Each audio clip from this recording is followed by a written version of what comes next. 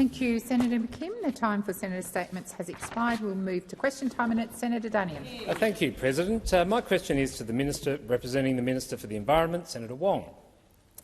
Late last year, Minister Plibersek justified granting nearly $10 million of taxpayers' money to the Environmental Defenders Office by saying it was to, quote, help poor little farmers and local groups saving threatened species. Given the EDO is now actively threatening, jeopardising and stopping a series of projects of critical importance to Australia, will Minister Wong not only admit that Ms Plibersek's excuses for the grant were wrong, but also quantify how many jobs and how much investment in Australia has been lost because of the activities of this Albanese government-funded organisation? Thank you, Senator Duniam. Minister Wong. Thank you. Well, first, I would make the point, and I'm not sure which matters Senator Duniam is referring to, that if decisions are made in relation to environmental legislation which have an effect on development, they're decisions made by a judicial authority. And what he seems to be suggesting is that we should avoid having the law of the land apply by making sure we don't fund people. Now, there are times, I'm sure, I may not, others may not, members of this Senate do not agree with actions the EDO takes, but this is a body that provides legal advocacy. We do believe in the system of the rule of law. We do believe that individuals and entities have a right to be heard in our legal system, and this enables to do that. I know those opposite want to shut down different voices. I know that's the approach you take. And I know that you don't want— we all remember the gag clauses, don't we, that NGOs were funded with. I know that despite your talk about freedom of speech, actually the institutions of the democracy, which include people taking legal action with which we don't agree, with which governments don't agree, are part of our system of democracy. Minister Wong, please resume your seat. Senator Duniam. Just a point of order on relevance. My question was specifically how many jobs are being lost and how much economic activity is being destroyed because of their funded activist organisation. Senator Duniam, that was part of your question, but you also had quite a substantial lead-in to that question that went to the funding of the Environmental Defenders Office. I believe the minister's being relevant. It's an interesting interjection because the point is, if there are decisions made in relation to development applications, they are made in accordance with the law. These are made in accordance with the law. So what are you saying, Senator, that we should somehow make sure that— the point is, this is in our democracy we do have a system in which people can take action in pursuance of the law, even if we don't agree. Senator Duniam, first supplementary. Thank you, President. The taxpayer-funded EDO is now running courses to teach activists how to become relevant persons under NOPSEMA's guidelines. Minister, do you endorse the EDO engaging in claim farming and exploiting consultation loopholes to halt projects like the $16.5 billion Scarborough project and the $5.8 billion Barossa development? Minister Wong. I don't take the same view, and nor does the government take the same view as the EDO in relation to the resources sector. No, we don't. But unlike you, we don't feel a need to shut people down. Unlike you, we don't feel a need. We don't feel a need to. We actually think that there is a legal system in place which ought protect the interests of all. If there are loopholes, as you assert, then they should be brought to the attention of the legislature and the executive. But essentially your position is we want to make sure that people with whom we don't agree don't have the capacity to take action. We simply don't have the same view as you do. We don't have the same view as you do about our judicial system and our legal system. Now, we know that those are opposite. My recollection is those opposite put gag clauses into various NGO funding arrangements. You don't want organisations saying what the government is doing is wrong. Thank you, Minister. I mean, that's not democracy. Has expired. Senator Duniam, second supplementary. Thank you, President. Minister, given the havoc that the EDO, your taxpayer-funded EDO, is wreaking on Australia's economy through green lawfare, will the government now do the right thing and withdraw the nearly $10 million of taxpayers' money that it's providing to it? Thank you, Senator Duniam. Minister. Thank you, President. I would make the point in relation to EDO legal actions that, in fact, despite the fact that you didn't want them funded, they launched countless actions against you. The now Deputy Leader of the Opposition, when Minister, was challenged by the EDO in relation to a coal mine in north-west New South Wales, a coal project in the Galilee Basin, a gas project, the Narrabri gas project, land clearing near the Great Barrier Reef. I mean, people. I mean, well, Senator Birmingham. Yeah, what is the position that we have to make sure that we silence all voices with which we don't agree? That's the position you take. With which that's the position you take. We on this side have a regard for our democracy, a regard for. Yes, we do. I know. I like the. We do, and actually, we don't feel a need to. Silence those voices with which we don't agree. I don't agree. I don't agree with some of the actions the EDO has taken as a Cabinet Minister and as a member of the Labor Party. I don't. Thank you, Minister. The time for answering has expired. Senator Walsh. Thank you, President. My question is to the Minister representing the Minister for Home Affairs, Senator Watt. I refer to the recent High Court rulings which determined that successive Liberal and National Party immigration and citizenship laws were unconstitutional. Given that the High Court struck down Mr Dutton's failed immigration and citizenship laws, what has the Albanese government done to keep the community safe since those decisions? Order. Thank you, Senator Walsh. Just a moment, Minister. Order on my left. Minister. Thank you, President. And for the second day in a row, it would appear that members of the opposition don't like their own record being pointed out to them. So, Senator Walsh, I thank you for your question. And unlike how those opposite operated while they were in government, on this side of the Senate, we think it's important to ensure laws that protect the community can actually operate. Because it's not tough talk that keeps Australians safe, it's tough laws that stand up in court. And we are leaving no stone unturned in our efforts to protect the community, and we haven't wasted a single day in doing so. The Australian Border Force and the AFP have been working hard to ensure community safety. The work they are doing is exceptional, and I, for one, if not the opposition, thank them for their hard work. Minister Watt, I've called the chamber to order on 2 or 3 occasions. That is what I expect, not for people to just ignore me and continue their very loud interjections. Minister Watt. Thank you, President. And we continue our work to protect the Australian community. We've already introduced a range of steps, including ankle bracelets, increased monitoring and curfews. We've provided additional support to our agencies, $255 million in total in extra support for these measures. We've made it clear from the outset that we would consider all of our options to strengthen laws further to protect Australia. We've introduced a new bill to make strong laws stronger, a bill that the opposition voted against yesterday in the House of Representatives for all their tough talk. And we will work through the High Court's written reasons when they are handed down in a few minutes' time. Contrast this with the actions of some of those who sit in this chamber, because we see the opposition regularly say one thing and do another. The Leader of the Opposition talks tough on borders, but he slashed funding for compliance staff when he was the Minister for Home Affairs. Mr Dutton talks tough on crime, but under his watch, sexual exploitation of migrants and organised crime, people trafficking skyrocketed. When we need leaders to protect people, Mr Dutton plays politics. This government sees the challenges in the world and is upfront with Australians about them. We don't play politics with national security or social cohesion, and nor should the opposition.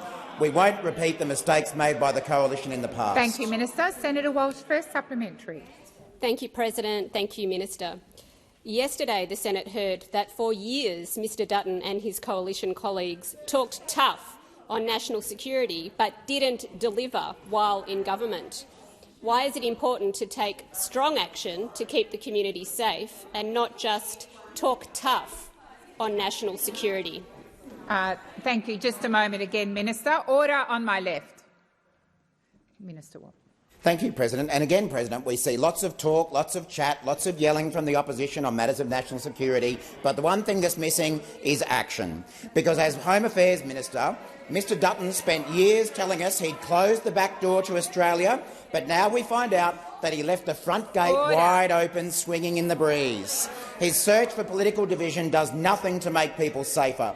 Let's not forget the mess Mr Dutton left the Home Affairs portfolio in. a visa backlog of 1 million people, dodgy international education systems funneling visa routes every single day. Report after report found gaping holes in Mr Dutton's rorted visa system, which was letting criminals into the country. A visa system that allowed foreign organised crime syndicates into the country. Senator Brown. I'm waiting for order before I call the minister again. Minister. Mr Dutton's record is a visa system that allowed foreign organised crime syndicates into the country. These included the Albanian mafia, who engaged in drug trafficking, money laundering, slavery and sexual exploitation. And what did he do in the wake of all these reports? He cut compliance officers by 50%. Thank you, Minister Watt. Senator Walsh, second supplementary. Thank you, President. Thank you, Minister. Sorry, Senator Walsh, please resume your seat. I expect when the senator is on her feet, ready to ask her question, that there will be silence so that we can hear the question. Minister. Thank you, President. We know tough talk isn't enough to keep Australians safe. Why is it important to ensure tough words are matched with tough actions? I'll just wait for silence. Order. Order. Order. Across the chamber. Minister Watt. Thank you, President. Mr Dutton and his team have had a lot to say in the last couple of weeks about hardened criminals being released into the community, but it seems they don't apply the same standard to their own senators. I was surprised to see weekend reports that a Liberal senator urged the Albanese government to release a child sex offender from immigration detention in circumstances similar to those the coalition is now politicising. In a letter to the Immigration Minister, Senator Dean Smith asked for a man convicted of sex with a girl aged between 13 and 16 to be transferred from Christmas Island into the community. And what have we heard from Mr Dutton? Silence. Absolute silence. Contrast that with Mr Dutton's remarks in 2021 when confronted with a similar situation where he said, and I quote, "Why would a member of parliament defend anyone who's been convicted of pedophilia? For Mr Dutton, there is one standard for the government and a different standard for his own people. Utter hypocrisy. When it's one of his own calling on offenders to be released into the community, he has nothing to say." Thank you, Minister Watt. Senator Patterson. Hopeless. Where are they? Where are they? I'm sorry, Senator Patterson. I have Senator Patterson on his feet, waiting to ask his question. There needs to be silence. Senator Patterson. Thank you, Madam President. My question is to the Minister representing the Minister for Home Affairs, Senator Watt. Media reporting today revealed an immigration detainee who refused a mandatory electronic tracker was uncontactable by police following their release in response to the High Court decision earlier this month. Will the Minister confirm whether there is an individual who was released from immigration detention, currently residing in the community and uncontactable by our law enforcement agencies? Thank you, Minister. Thank you, Senator Patterson. Minister Watt. Well, Senator Patterson, the short answer is that we trust the Australian Federal Police to do their job. This matter has been referred to the Australian Federal Police, and we trust them to do their job. Our government is putting in place the strict measures we need to make sure that if one single individual violates their visa conditions, it's a criminal offence. And I might point out, President, that only yesterday in the House of Representatives, our government tried to amend tough laws to make them tougher, and what did the opposition do? They voted against them. Just like they voted against cost of living relief, they call for cost of living relief, they vote against it. They call for tough laws, they vote against them. Minister. Senator Patterson. On direct relevance, Madam President, I'd be interested to know how the opposition's voting record, alleged, is relevant to the question I asked about someone released in the community. Order. Order across the chamber. Order. Minister, I'll draw you back to Senator Patterson's question, but I will say, Senator Patterson, that the minister did answer your question in the first part when he first stood up. Please continue, Minister Watt. Well, as I say, I did answer the question, Mr President, by saying that this matter is being investigated by the AFP and we trust them to do their job. Now, Senator Patterson talks about the alleged voting record of the opposition. It's a matter of record. It's in the Hansard that yesterday the opposition voted with the Greens against our attempt to make tough laws even tougher. The only thing that's been alleged in the last couple of weeks that hasn't been true is Senator Patterson's allegation that there was a terrorist attack on the US-Canada border. He's content to go out there and make up stuff in order to whip up anxiety in the community, rather than actually working responsibly with the government to make our tough laws even tougher. Thank you, Minister Watt. Senator Scarr. Point of order. Just a moment, Senator Scarr. Order. Senator Scarr. Point of order. Impugning motive. You talked about my colleague Senator Patterson whipping up hysteria, etc., with that intent. That's clearly impugning Senator motive. Scarr. Thank you. Minister Wong. Well, on the point of order, I think it's reasonable political comment to respond to a very senior shadow making reference to something or talking about something as if it were a terrorist incident without being briefed, and when it was not. Senator Scarr, I don't believe it was impugning the senator, but I will remind the minister and all senators in this place to be mindful of the language that's used when responding or making statements. Minister Watt. So, again, to continue my answer, President, as the Border Force Commissioner said yesterday, the individual concerned has been referred to the Australian Federal Police, and this government does not comment on ongoing police matters. It would be highly irresponsible to do so. But Australians can be assured that all efforts are being made to track down this individual. So, in the meantime, our government will continue to put in place tough measures that we need to make sure that if one single individual violates their visa conditions, as has alleged to be the case at the moment, then that will be deemed to be a criminal offence. These individuals have been released under the strictest visa possible conditions, and they are being monitored by a joint Border Force AFP task force operation. And if you're saying clearly not, you're having a go at the Federal Police. We're not going to do that. We're going to support the Federal Police in their job. Your time has expired. Thank you, Minister. Senator Patterson, first supplementary. Thank you, Madam President. When was this individual first released from immigration detention, and how long have they been out in the community without an electronic tracker? Thank you, Senator Patterson. Minister Watt. Well, of course, Senator Patterson, the ability to impose an electronic tracker, as you refer to it, was only possible after the legislation that was voted on in this chamber when we last sat. And I've made very clear that the Australian Federal Police and Border Force are making every attempt possible to locate this individual and ensure that they comply with the law.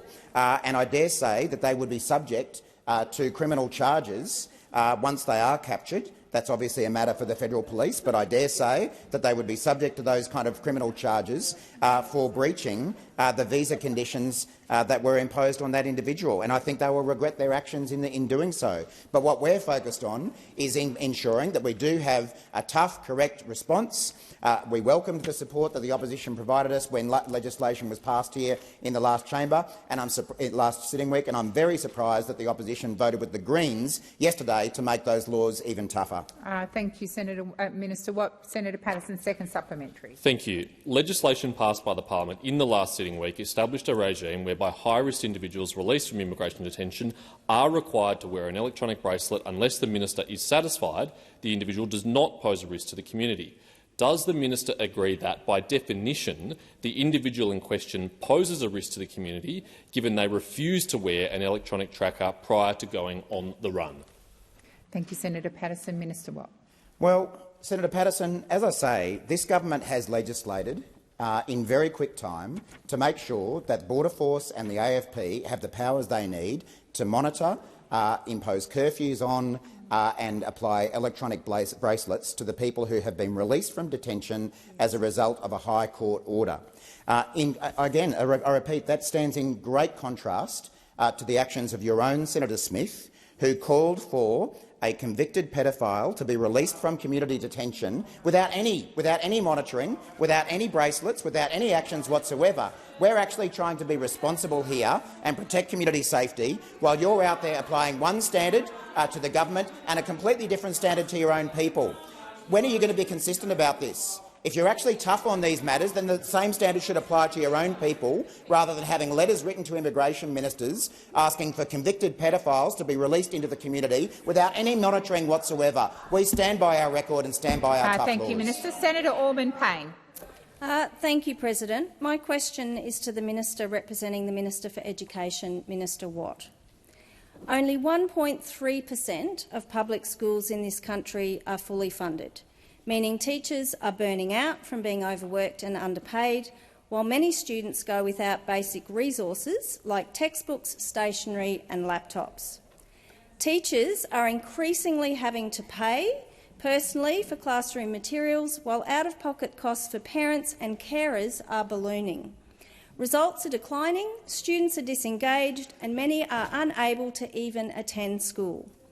Is the Labor government aware of the extent of the impact of the crisis of underfunding in public schools? Thank you, Senator Orban-Payne. Minister Watt. Thank you, President, and thank you, Senator Orban-Payne. Obviously, this is a matter that you have asked questions about in the past, and my answer remains there is only one way that public schools in this country are going to get the funding they deserve, and that is through the election of a Labor government. What we saw over 10 years, was cuts to public education funding, and we have made very firm our commitment to deliver public schools with the funding that they need. Minister Watt, please resume your seat. Order across the chamber. Order. Order. Senator McKenzie, you've had an awful lot to say. I invite you, Tuesday night, put your name down for adjournment. Minister Watt, please continue. Well, doesn't it say a lot about the coalition that when matters of fair funding for public education is raised, they laugh? They laugh. Every single one of them thinks it's a laughing matter that public education doesn't receive the funding that they deserve. Now, I know that many Australians make a choice that they prefer to have a non-government school education for their children, whether because of their religious beliefs or for other reasons. And we will support those parents' rights and those families' rights to choose that. But what we will also do, unlike what we saw from the coalition, is ensure that public schools have the funding they deserve to deliver the high-quality education that I have chosen for my children, that I went through in my own education, and that my family members have taught in the public education system. So please don't come and give me a lecture about public education when you are in a party that can never deliver a single cent of extra funding for public education. You can sit in the corner and throw rocks at other people, but it will only be a Labor government that delivers public education funding, and that is exactly what we are on track to do. Ms Minister Clare has made very clear that Commonwealth funding will continue to grow during the one-year extension of the current National School Reform Agreement, and for public schools this includes an increase from $10.6 billion in 2023 to $11.1 billion in 2024. And we remain committed to working with states and territories to get every school, public and non-state, to get 100% of its fair funding level in the future. Thank you, Minister Watt. Senator Orban-Payne, first supplementary. Thank you, President. Considering that evidence today shows that poorer kids are up to 5 years behind their richest peers in NAPLAN, does the Labor government believe that immediate action must be taken to stop this inequality being permanently baked into the system? Thank you, Senator Orban-Payne. Minister Watt.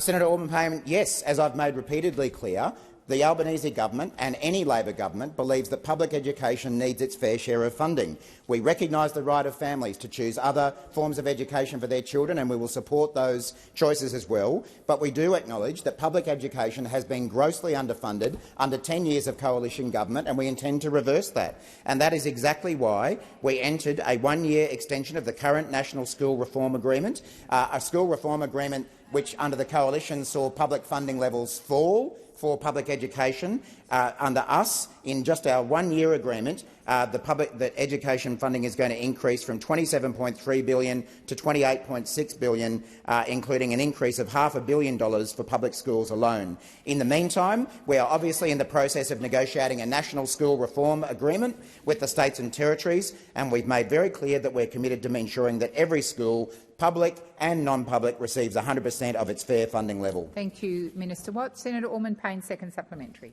Thank you, President.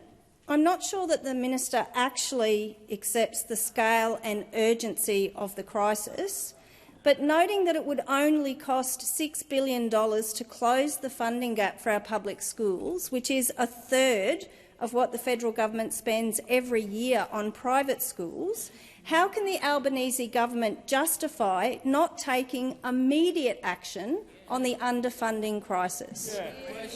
Thank you, Senator Orman-Payne. Minister Watt. Thank you, President. Well, it wouldn't be question time in the Senate without a Green senator patronising everyone and telling us that we don't understand something, because that is a daily occurrence here. Last week it was Senator Shoebridge patronising us, saying we wouldn't understand how the law works. Here comes the chief patroniser. Order. Order. Order. Senator Whish-Wilson. Point of order. Senator McKim. I'm sorry, Senator McKim. Thank you, President. That was clearly a personal reflection on Senator Orman-Payne. It was false, as well as being contrary to standing orders. It needs to be withdrawn. It does not need commentary. You may have noticed I was trying to call order, and I was going to ask the minister to withdraw and to remind the minister to make his comments to the chair. Minister. I withdraw, and I will ensure that I make all parliamentary and unparliamentary remarks through you, President, in future. But I withdraw. Minister Watt, that was Minister Watt. Minister Watt. Order. Order. Minister Watt, I didn't find that funny, and I would expect all senators in this place not to make unparliamentary remarks. Thank you, Minister. President. Thank you, President. Well, Senator Orman-Payne, I can assure you that I do understand the need through the chair. President, I can assure you, President, that I do understand Senator Orman-Payne's point. And as I say, I don't need to take lectures from a Green senator about public education, having been educated there myself, educating my kids themselves, and with almost my entire family being teachers in the public education system. But feel free to come in and give us a lecture any time, because the Greens are good at giving lectures. What they are not good at is delivering anything for the Australian public. It is only a Labor government that is going to be delivering public education funding. Thank God we have a Labor government now to deliver the public education funding that we need, because we know it would never have happened under the coalition, and we know that all schools wouldn't get the support that they need from a coalition government. Thank you, Minister. The time for answering has expired. Order. Order. I will remind all senators in this place the standing orders provide for a senator to stand and make a point of order, particularly about unparliamentary behaviour. That means all senators need to also question their own behaviour. It is not okay to interject and wildly point at the minister. Senator Marielle Smith. My question is to the Minister for Foreign Affairs, Senator Wong. Can the minister update the Senate on the actions the Australian government is taking to uphold rules and norms in our region, including the UN Convention on the Laws of the Sea? Minister. Thank you, President, and thanks to Senator Smith, who understands the importance of international law to shaping a peaceful, stable and prosperous region for our people and for our nation. The observation of rules and norms in the region is what supports peace, security and stability. And Australia's support for international law is why we strongly support the 2016 South China Sea Arbitral Award, which is final and binding on the parties. And our continued support for international law and the Arbitral Award is also why the Deputy Prime Minister announced last week that Australia would conduct the inaugural Philippines-Australia Maritime Cooperative Activity. As this activity was the first joint sail between the Australian and Philippines Armed Forces in the West Philippine Sea. The maritime cooperative activity included Philippine Navy vessels BRP Gregorio del Pilar and BRP Davao del Sur, Royal Australian Navy frigate HMAS Toowoomba, 5 Philippine Air Force surveillance aircraft and an RAAF P-8A maritime surveillance aircraft. Our joint activity demonstrates our shared commitment to exercising freedom of navigation and overflight consistent with international law in support of a peaceful, stable and secure Indo-Pacific, and we will continue to operate closely with our friends in the region, such as the Philippines, to advocate for the importance of international law. We're putting in the work, we're engaging with our partners, repairing our international relationships and acting accordingly. Unlike Mr Dutton, we are not just talking tough and leaving a vacuum for others to fill, as we saw in the Pacific in the period of the Morrison government. I have often spoken in the visits that I have made to Southeast Asia and beyond of the importance of the UN Convention on the Law of the Sea. It is a vital national interest for Australia. The time for responding has expired. Senator Marielle Smith, first supplementary. I note Australia's upgrade of our relationship with the Philippines to a strategic partnership following the Prime Minister's visit to Manila earlier this year, the first bilateral visit by an Australian Prime Minister in 20 years. Can the Minister update the Senate on what practical steps we are taking to enhance our cooperation with the Philippines? Minister Wong. Thank you, President. Well, we are a government that is working to deepen Australia's relationship with the Philippines, and the Prime Minister visited the Philippines in September this year to meet with President Marcos. And I had the honour of visiting the Philippines to meet Secretary Manalo, one of several meetings we've had this year, including a 2+2 with Minister Farrell in Adelaide. The Deputy Prime Minister has had productive meetings with his counterpart, Secretary Teodoro. And one of the key outcomes of the Prime Minister's visit was the upgrade of our relationship to a strategic partnership, and a key tenet of that partnership is to deepen our strong maritime cooperation. This cooperation recognises that the Philippines is central to maintaining peace and stability in our region. For all of their tough talk, the Liberals had 9 years, 3 Prime Ministers, and they couldn't manage one standalone visit to the Philippines. Senator Marielle Smith, second supplementary. Thank you, Minister. Can you update the Senate on the steps the Albanese government is taking more broadly to secure our home, including through the AUKUS agreement and the Defence Strategic Review? Thank you, Senator Smith. Minister Wong. Thank you, President. Well, the government has been working to repair our international relationships in order to make us stronger and more influential in the world. And we've done so consistently, we've done so calmly, and we've done so without compromising on what is important to Australians. That is why we are working to progress AUKUS, the agreement with our partners in the United States and the United Kingdom. That is why we are implementing the Defence Strategic Review. That's why we are working so hard to have open dialogue and close engagement with our friends and partners. Australia wants to contribute to a strategic balance, and that is what we are doing, because it is that strategic balance which underpins the stability and prosperity and peace that all of us seek. What we have, unfortunately, from Mr Dutton is the same failed old playbook. For 9 long years, those opposite were more interested in gaining attention than getting outcomes, despite the fact they themselves proved that shouting about national security did nothing to make Australia more secure. Thank you, Minister. Senator David Pocock. Thank you, President. My question is to the Foreign Minister, Senator Wong. In October at the UN General Assembly First Committee, Australia abstained on a resolution on the humanitarian consequences of nuclear weapons. Instead of voting yes, Australia voted no due to an apparent concern with the line, "It is in the interests of the very survival of humanity that nuclear weapons never be used again under any circumstances." 136 nations voted in favour of this resolution, which also notes that the only way to guarantee that nuclear weapons will never be used again is their total elimination. If the government is as strongly committed to nuclear non-proliferation and disarmament as it claims, why did it vote against this resolution? Thank you, Senator Pocock. Minister Wong. Thank you. Well, first, can I make a point about the elimination of nuclear weapons?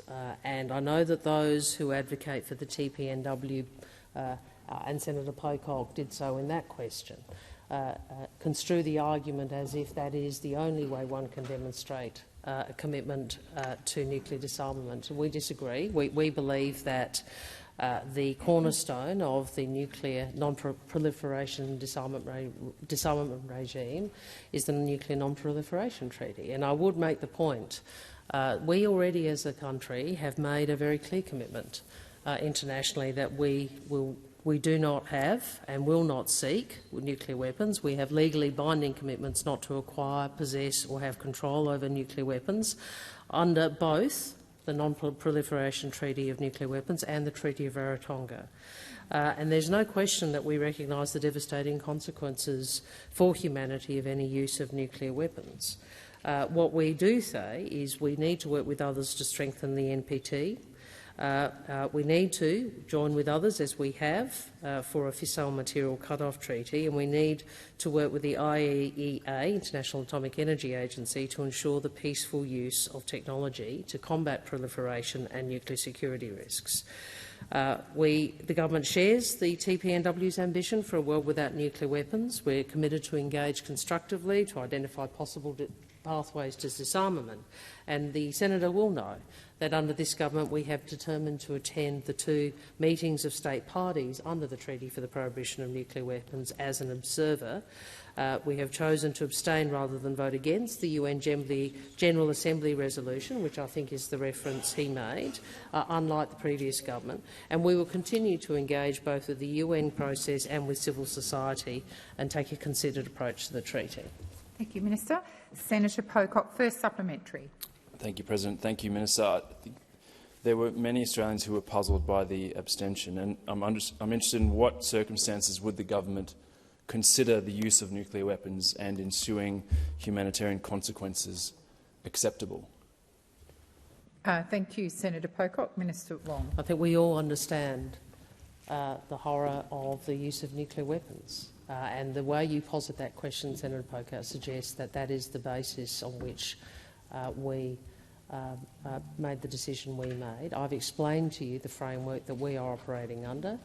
I think it is problematic that people choose not to put impetus behind the Nuclear Non-Proliferation Treaty. That is the treaty that has the nuclear parties as part of it, and we all know that nuclear armed states must be part of any nuclear non-proliferation and disarmament regime.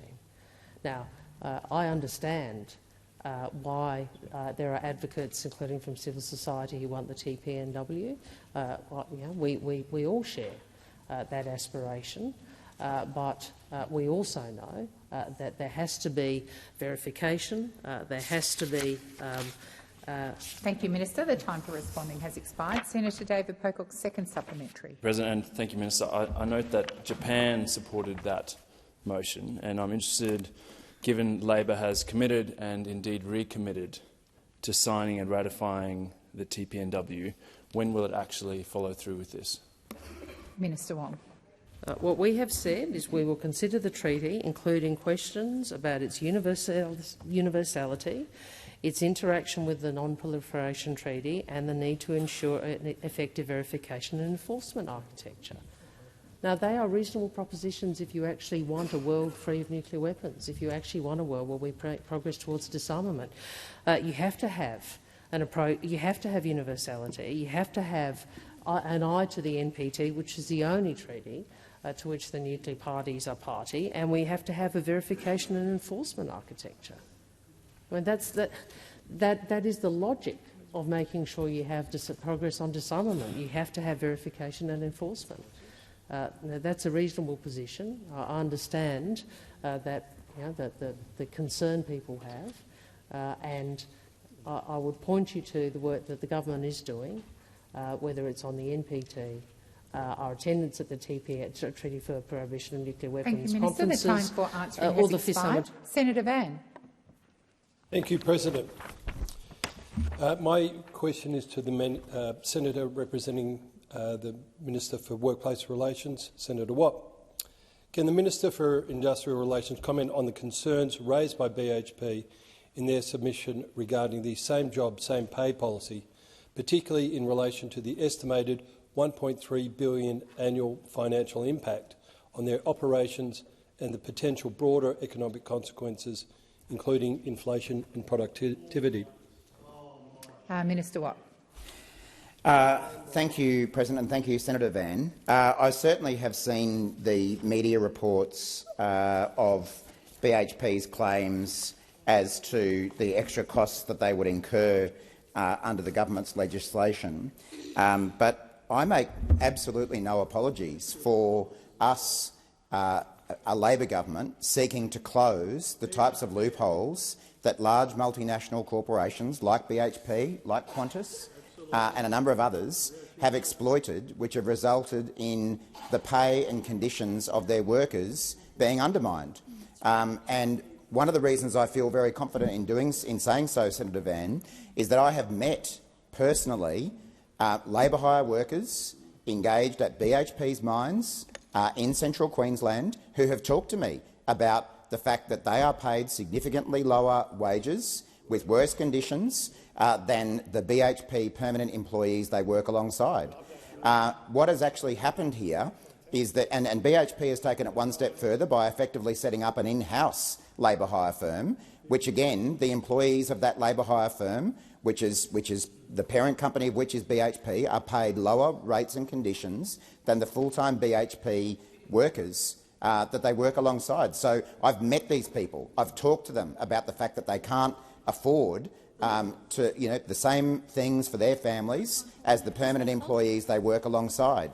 And I think it is wrong, and the Albanese government thinks that it's wrong, that a large company can enter an enterprise bargaining agreement with its workforce, negotiated with the union, which is what BHP and others have done, and then get around that enterprise agreement by forming an in-house labour hire company or bringing in labour hire from outside, paid on lower rates and conditions than that company has itself negotiated. That is wrong, that is un-Australian, and we want to crack down on it. Thank you, Minister. Senator Van, first supplementary. Thank you. Could the minister provide insight into how the government plans to address the fears of significant job losses and the reduction in competitiveness in the mining sector, as highlighted by BHP due to the financial implications of the same job, same pay policy? Thank you, Senator Van. Minister. Thank you, President, and thank you, Senator Van. And I'd be obviously very happy to introduce you to some of those miners who I've spoken to, Senator Van, and to take you through what's happening in Queensland coalfields and no doubt the Hunter Valley and other places as well. But I may not have the most up-to-date information on this, but I certainly remember when we had Senate estimates recently, and I was briefed ahead of that. My understanding is that BHP have not provided any of the evidence to back up their claims as to what the extra costs on them would be. They've certainly provided information to the media, which has run their stories, about the so-called extra costs that BHP will incur. But the other point here is that often the claim is made by these companies and members of the opposition that this is a cost to the economy to try to fix this up.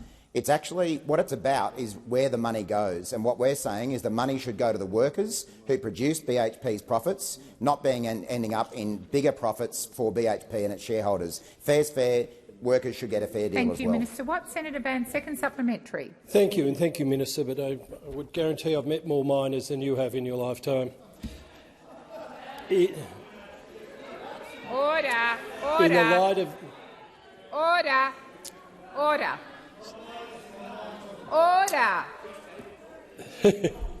in light of the I think we're order. We need to start the clock again, and we're wasting time here because I have called people to order and you continue to be disorderly. Senator Van, please start the question again. Thank you for the promotion. In light of the concerns about increased labour costs and economic uncertainty, can the minister explain the rationale behind the same job, same pay policies approach, especially considering Australia's position as a major mining nation with already high labour costs? Thank you, Senator Van. Minister Watt. Thank you, Senator Van. And I have to say I didn't see you at the Mining and Energy Union Queensland branch 115-year anniversary dinner the other night in Brisbane, but maybe you were there up the back. It was a very good night. I'm sure you will agree if you were there. But thank you. On a serious note, Senator Van, the rationale for this is, as I have explained, that we don't believe, and I don't think most Australians believe, that a company should have the right to enter an enterprise agreement with its workers, negotiated with the union to pay certain rates and conditions, and then be allowed under the law to then either bring in labour hire workers who are employed by another entity on lower wages and conditions, or to set up their own in-house labour hire firm, which is what BHP have done. That does sound like a loophole, Senator McAllister, and it's a loophole that is resulting in workers who work really hard in really difficult conditions getting ripped off to back up the profits of large corporations. We obviously support profitable corporations, but we don't think that their workers should be exploited, and that's what's going on right now. The time for answering has expired. Senator Lambie. Thank you, Madam President. My question is to the Minister representing the Minister for Defence. Last night I had the privilege to go and see the Australian Industry Defence Network Sovereign Capability Showcase. This event is a great opportunity for industry companies to show Parliament why Australian defence technology capabilities are world-leading. The Australian Bushmaster is world-famous, but there's so much more going on. From drones all the way up to Hawkeyes, we make all kinds of kit used by ADF here and overseas. I spoke to the vendors there, and stall after stall I got the same message, that the Australian government is making it harder and harder for them to sell what they make. And why would that be, I asked? Well, the government prefers to buy foreign-owned manufacturers. Minister, why is the Australian government making it harder for Australian defence companies to sell to the Australian government? Thank you, Senator Lambie. Minister Minister Wong. Thank you, Senator Lambie, and you are right. We do need a sovereign capability in this country, and the decisions we have to make is in which areas we have that sovereign capability. And I regret that we've seen 9 years of a lot of announcements under the previous government. Very little capability actually delivered. We remember there were two submarine plans that were junked over the 9-year period. I'm sorry?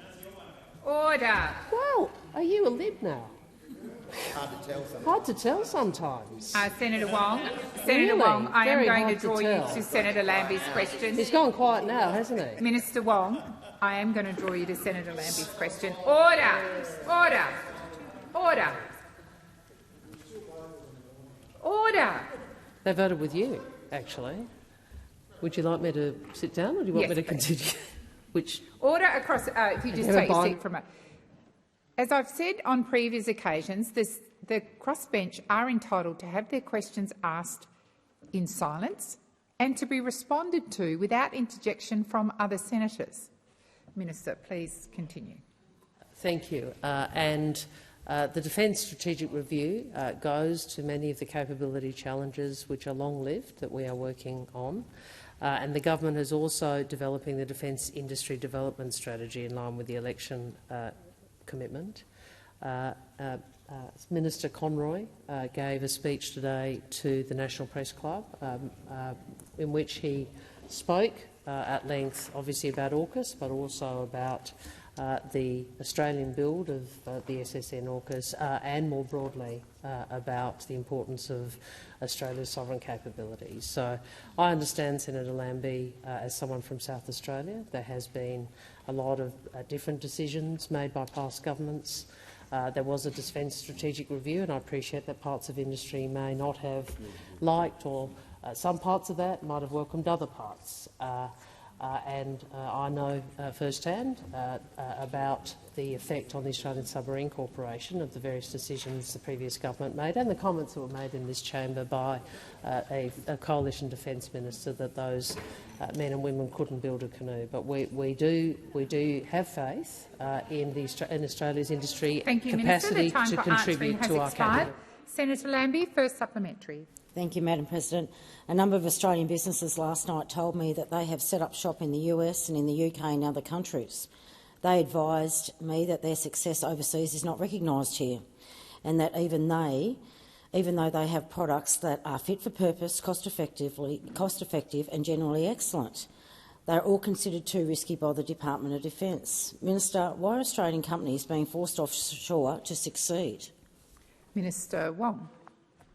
Well, I might pick up the second to last point because I think that probably goes to the nub of the question, Senator Lambie, and that goes to risk. And obviously, we are not an economy nor a military the size of the US military or the US, nor do we have an industrial base of the scale that the United States has. What we can do is what we do well, and we can focus on those things that we can do well and that we must do well, those areas where you have to have a sovereign capability onshore.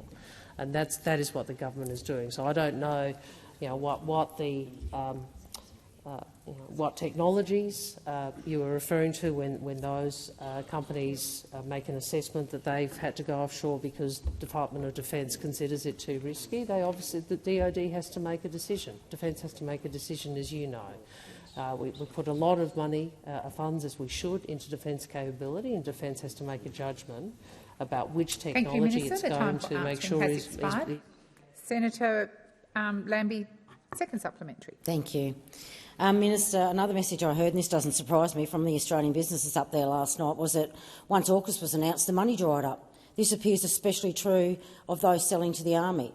The few items they were selling were suddenly not required. Tenders were cancelled. Suppliers were left high and dry. Our own Australian suppliers, often after huge amounts of money have been spent on research and development. Minister, why can't this government see that by blocking innovation in the Australian defence industry, it is weakening our sovereign capabilities and making us less secure? Thank you, Senator Lambie. Minister Wong.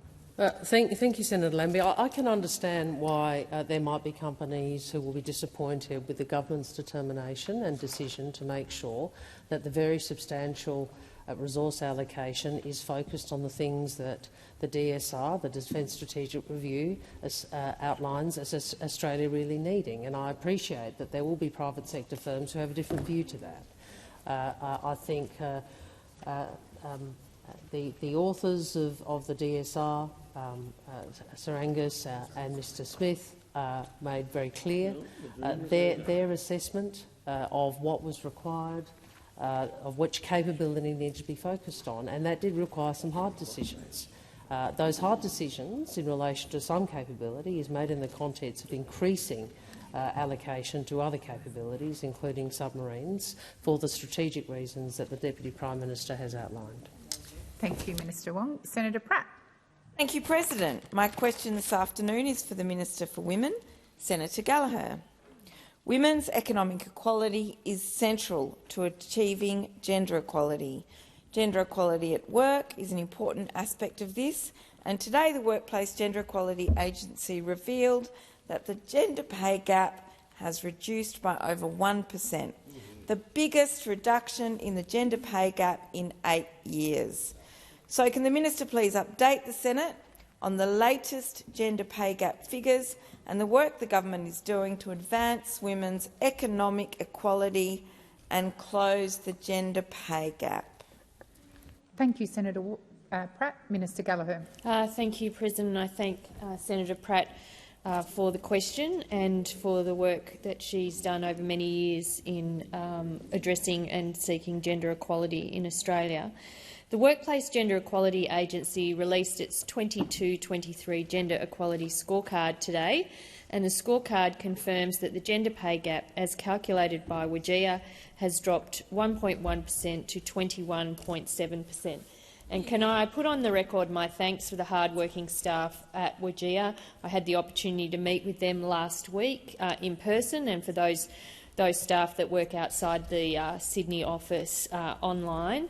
And I know they'd all been working incredibly hard to get this gender equality scorecard finalised and ready for release. The results of the scorecard is a great result, the biggest reduction since 2015, and it comes after the WGEA gender pay gap had stagnated over the last 2 years. That 1.1% reduction might sound abstract, but it's the equivalent to narrowing the gap by $1,322 a year.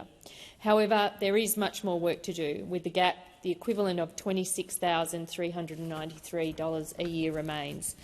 These results in the scorecard are from the largest ever employer census, covering 4.82 million employees, and the gap is calculated on total remuneration and on a full-time equivalent basis, which gives us a full picture of how men and women are faring in the workplace. WGEA is doing important work to help identify the drivers of the gap and where we need to focus our effort to close it, and the data collected by WGEA is an invaluable resource and a critical evidence base. The data shows there are a range of issues that drive the gender pay gap, as well as what is helping to close it. It helps us at an economy and sector-wide level, but it also helps industries and individual employers understand where their challenges lie. Senator Pratt, first supplementary. Thank you, President.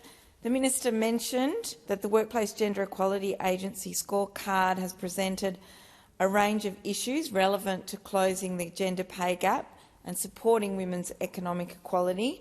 So can the minister please tell us more about those findings and any work the government is doing in these areas? Thank you, Senator Pratt. Minister Gallagher. Thank you, President. I thank Senator Pratt for the supplementary.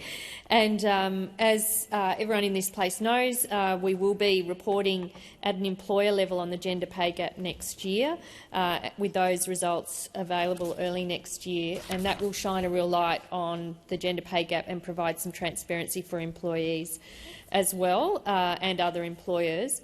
But in terms of what's driving the gender pay gap, increased numbers of women, or the closure of it, women in management positions is helping to close it. Workforce composition, flexibility to manage work and care, and women's representation in leadership and senior roles underpin efforts to close the gender pay gap, but progress is still too slow. I think if we keep we have to keep working to address it. Some of our initiatives are domestic violence leave entitlements, gender targets in our skills guarantee, supporting pay increases in feminised aged care sectors are all connected efforts to go to closing the gender pay gap, valuing women's work and supporting women's economic equality. Senator Pratt, second supplementary. President, so we can see that closing the gender pay gap is just one of the things that needs to happen in order for us to achieve women's economic equality. So can the minister outline the government's work to advance gender equality and how the government is working for women and working to make Australia a more equal country? Thank you, Senator Pratt. Minister Gallagher. Thank you very much, and I thank Senator Pratt for that second supplementary. We can't separate economic equality for women from the rest of their lives, from caring responsibilities, their right to live free from violence. And this is a government that understands these connections and understands that all the systems need to work for women if we are going to shift the dial on gender equality. As a government, we are coming at this from every angle. In the last budget, in the last two budgets, we've made the biggest investment in gender equality that we've seen for some time. We've modernised and expanded PPL, we've made childcare cheaper, we've expanded parenting payments single, and we've abolished Parents Next. We've put a gender lens on our workplace relations system and supported pay rises for the lowest paid. We've invested a record $2.3 billion in women's safety, reformed the family law system, legislated paid domestic and family violence leave, and invested in housing for women escaping violence. There is much more work to do, and our national strategy on gender equality will be released next year. The time for answering has expired. Senator Henderson. Thank you, President. My question is to the Minister representing the Minister for Education, Senator Watt. Last week, many school students skipped class to attend School Strike for Palestine protests, which Jewish community leaders warned would fuel division and anti-Semitism. As predicted by Jewish community leaders, anti-Semitic signs and slogans were ultimately displayed at these protests. Minister, what action did the Albanese government take prior to these protests to discourage attendance and encourage children to remain in school? Thank you, Senator Henderson. Minister Watt. Thank you, President, and thank you, Senator Henderson. Well, I actually saw Minister Clare deal with this matter in, I think it was in question time in the House of Representatives, where he made very clear that his expectation as the Minister for Education is that students should be at school during school hours. So he did that in probably the most public forum we have in this country. Ultimately, decisions about the operation of schools are matters for state and territory governments and the non-government school sector, but the minister's position on this was utterly clear. And, you know, more broadly, what we have also said is that we think it's important that all of these matters be put in a non-partisan, non-inflammatory manner. And I'd encourage all senators in approaching and discussing these issues to recognise that there are members in all parts of our community who are extremely upset about the events that are going on at the moment. Of course, we recognise that the Jewish community is going through great pain in our community at the moment as a result of the events in the Middle East, and equally, members of our Islamic communities are going through great pain as well. So I'd encourage all senators again to consider that in terms of their public contributions on this topic. Thank you, Minister. Senator Henderson, first supplementary. Minister, with reports of anti-Semitism rising across the world and tragically also in Australia, what steps is the Albanese government taking to actively counter anti-Semitic material which targets young people and school students? Thank you, Senator Henderson. Minister Watt.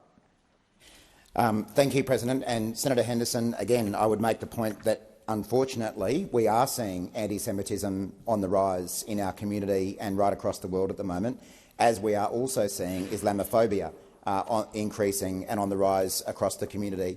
And I think it is important that all Australian politicians recognise that both of these things are occurring, that both are wrong, and that both need to be condemned. Anti-Semitism needs to be condemned in the strongest possible terms, as does Islamophobia.